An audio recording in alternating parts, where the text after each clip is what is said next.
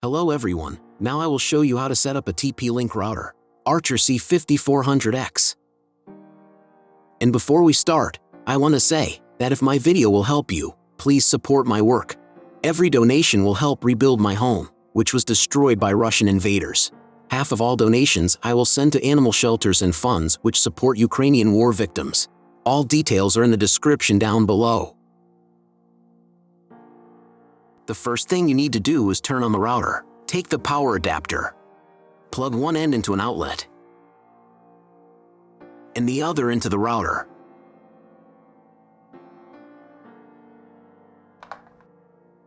On some models, you need to press the power button.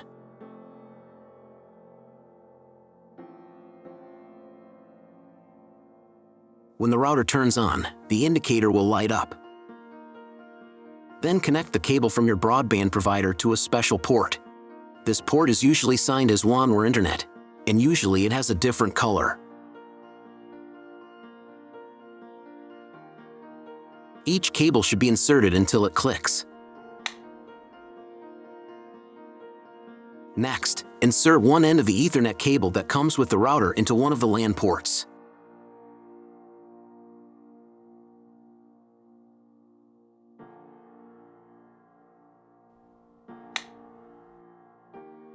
And plug the other end into the Ethernet card of your computer or laptop. Great, we connected the router to your computer. Now you need to set it up. But first, I will show you another method how you can connect the router if you do not have an Ethernet cable or your computer does not have an Ethernet port. All you need to do is connect the router with the power adapter and the cable of your internet provider.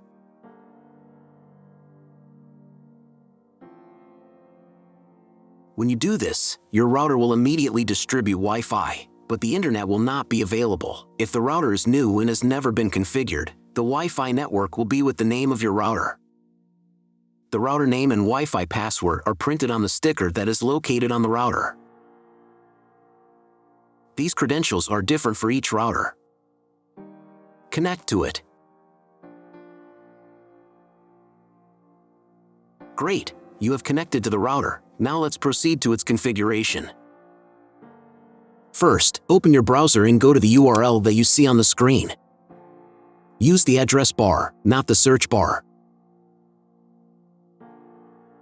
If the link doesn't open, or you see a page with a password that you don't know, it means that your router has already been configured, and you need to reset it to factory settings. Press the special reset button on the router for 5 to 10 seconds. The indicators on the router will blink. Usually this button is inside the router case to prevent it from being accidentally pressed. In this case, press it with a thin object. The router will reboot and the settings will be reset to factory defaults. Then you can try to enter the router settings panel again. If your router settings panel looks not like mine, it means that your router has a different version of firmware. I recorded a video for each type of firmware. All links are in the description down below. So, first of all, you need to create a username and password for your personal account. Some firmware versions don't have this form, but if it appears, fill in all details and memorize them. Or better, write them down somewhere. They will be needed the next time when you log into your personal account. First of all, run the quick setup to manually configure your internet connection and wireless settings. I should also warn you that depending on the firmware version, you may not have some setup steps or they will be in the wrong order. Trust me, you got this. Just watch the video and follow instructions. On the first screen, select your time zone. If you don't remember which one you have, select any and click Next. On the next page, select the type of internet connection. Usually it is specified in the contract with your broadband provider. If you don't know, you can try to click on the Auto Detect button. The router will try to identify what type you have. If it has failed, select Dynamic IP and click Next. Depending on what type of connection you have chosen in the previous step, this page may differ from mine. If you have selected Dynamic IP, then choose one of the options on this page. If your ISP only allows internet access to a specific MAC address, you need to clone the MAC address of the primary computer. If you are not sure, select Do Not Clone MAC Address. In most of the cases, there is no need to clone the MAC address. But if you can't get the internet connection after quick setup, please run it again and clone the MAC address for a try. On next page, set name and password of your future Wi-Fi network. You can enable the available modes of your router. There will be one or more modes available. If there are several, enable them and enter for each network the name and password of your future Wi-Fi network. Password must be at least 8 characters long.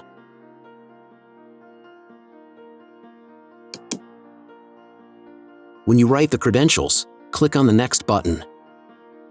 On the next page, you will see all the information that you specified earlier.